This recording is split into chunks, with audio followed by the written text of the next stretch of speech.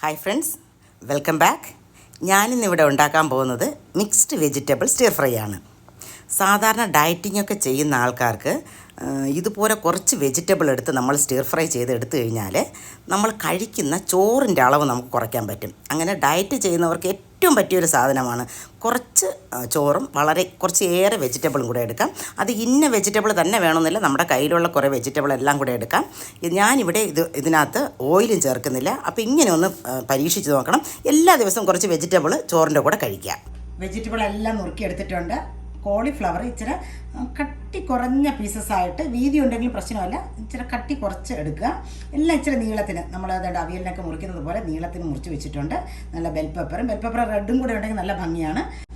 ആദ്യം നമ്മൾ ഈ 2 ബെൽ പെപ്പർ മാറ്റി വെച്ചിട്ട് ബാക്കി എല്ലാം കൂടെ പാനിലേക്ക് ആഡ് ചെയ്യാണ്. ഞാൻ ആ ബെൽ പെപ്പർ 2 അങ്ങോട്ട് മാറ്റി വെച്ചിട്ട് ഇതെല്ലാം കൂടെ എണ്ണയൊന്നും ഒഴിച്ചിട്ടില്ല, തീയും കത്തിച്ചിട്ടില്ല, ഒരു പാനിലേക്ക് ഇടുവാണ്. ആവശ്യത്തിനുള്ള ഉപ്പിട്ട് കൊടുക്കാം. ഒരു ഇച്ചിരി മഞ്ഞൾപ്പൊടി, കളർ ഒത്തിരി വേണ്ട. 1 ടീസ്പൂൺ നിറച്ച് നമ്മുടെ ക്രഷ് ചെയ്ത് വെച്ചേക്കുന്ന കുരുമുളക് പൊടി അതും കൂടി ഇട്ട് കൊടുക്കാം. എന്നിട്ട് ഇതിനകത്ത് ഒരു ചെറിയ സാധാരണ കപ്പിൽ ഒരു 1/4 കപ്പിൽ താഴെ വെള്ളം, ഒരു 1/4 കപ്പിൻ്റെയും കുറച്ച് മതി തന്നെ, അത്രയും അങ്ങോട്ട് ഒഴിച്ച് കൊടുക്കുക. എന്നിട്ട് തീ കത്തിക്കാം.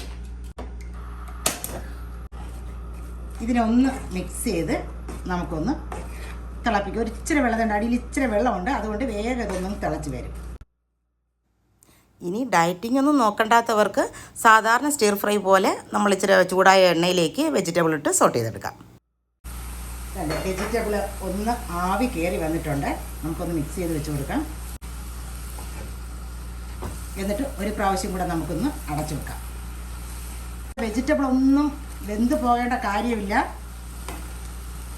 ഇത് വളരെ ഹെൽത്തിയാണ് കേട്ടോ. നമുക്ക് ബ്രേക്ക്ഫാസ്റ്റിൻ്റെ കൂടെയോ ഡിന്നറിൻ്റെ കൂടെയോ ലഞ്ചിൻ്റെ കൂടെ എങ്ങനെയായാലും ഒരു സൈഡ് ഡിഷായിട്ട് വിളമ്പാം. സ്റ്റൊമക്ക് ഫില്ലിംഗ് ആണ്.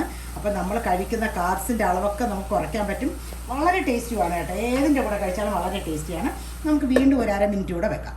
ഇത് മൊത്തത്തിൽ വേകാനായിട്ട് നമ്മൾ വെജിറ്റബിൾ എല്ലാം നുറുക്കിയെടുത്ത് കഴിഞ്ഞ് കഴിഞ്ഞാൽ നമുക്കൊരു 2 മിനിറ്റിൻ്റെ ആവശ്യമുള്ളൂ. കണ്ടേ, ഇതിപ്പോൾ ഏതാണ്ട് ഒരു 1/2 വേഗമായിട്ടുണ്ട്. നമുക്ക് ഈ ബെൽ പെപ്പർ ഇട്ട് കൊടുക്കാം. ഇതും ഒന്ന് മിക്സ് ചെയ്ത് വെറും 1/2 മിനിറ്റ് അടച്ചു വെക്കാം. തുറന്നു നോക്കാം. അത് നല്ലവണ്ണം ആവി കയറി വന്നിട്ടുണ്ട്. ഒന്ന് മിക്സ് ചെയ്തിട്ട് നമ്മളൊരു ടൊമാറ്റോ എടുത്ത് വെച്ചിട്ടുണ്ടായിരുന്നു.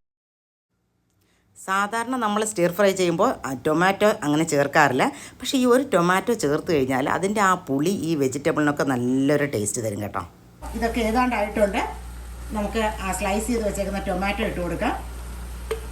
ഇനി ഇതിൻ്റെ കൂടെ ഞാനൊരു 2-3 അല്ല, ഒരു 7 പുതിന ഇല എടുത്തിട്ടുണ്ട്. ഇതും കൂടെ നമുക്കങ്ങ് ഇട്ട് കൊടുക്കാം, ഒരു നല്ല മണത്തിന് വേണ്ടി. വീണ്ടും നമ്മളിത് മിക്സ് ചെയ്ത് കഴിഞ്ഞിട്ട് ഒരു 1/2 മിനിറ്റ് കൂടെ അടച്ചു വെക്കുക.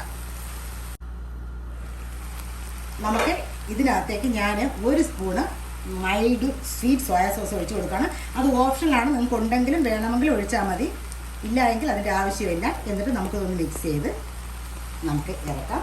ഇനി നമ്മളിത് സെർവ് ചെയ്യുന്ന സമയത്ത് നമുക്ക് ഇച്ചിരി ഒലിവ് ഓയിൽ വേണമെങ്കിൽ ഇതിൻ്റെ പുറത്തു കൂടെ ഒഴിച്ചെടുക്കാം. ഇല്ല എങ്കിലും വളരെ ടേസ്റ്റി ആയിട്ടുള്ള സാധനമാണ്. നമ്മൾ ഈ സോയാ സോസ് ഒഴിച്ചത് കാരണം നല്ല സോയാ സോസിൻ്റെ ഒരു മണവും ഒക്കെ വരുന്നുണ്ട്. അപ്പോൾ ഈ ഹെൽത്തി ഡിഷ് എല്ലാവരും ഉണ്ടാക്കി നോക്കുക. Okay, by.